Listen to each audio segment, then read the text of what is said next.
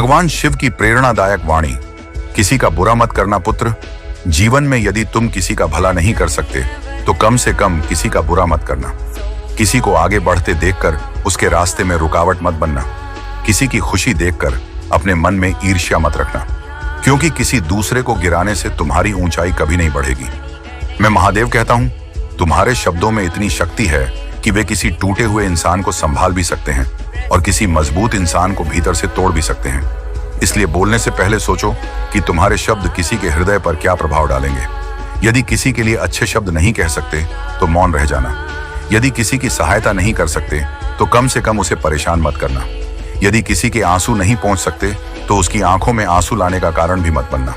पुत्र, याद रखना, दुनिया में हर व्यक्ति अपनी किसी न किसी लड़ाई से गुजर रहा है।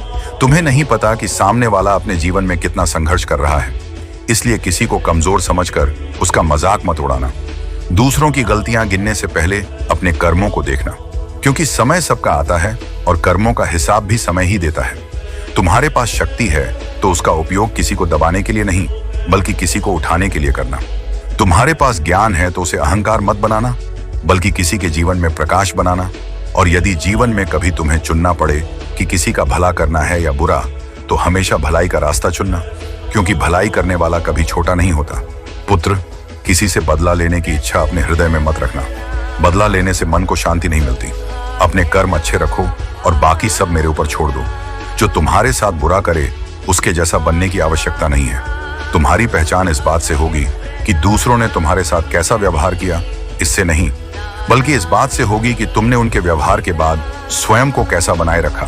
इसलिए अपने मन को साफ रखो, अपने कर्मों को सच्चा रखो और किसी के लिए बुरा मत सोचो।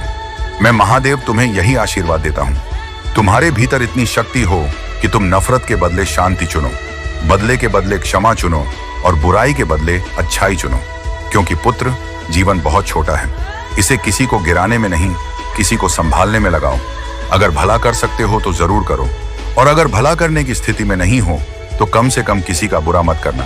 अपने कर्मों को पवित्र रखो, अपने हृदय को साफ रखो और मेरा नाम लेकर आगे बढ़ते रहो। हर हर महादेव।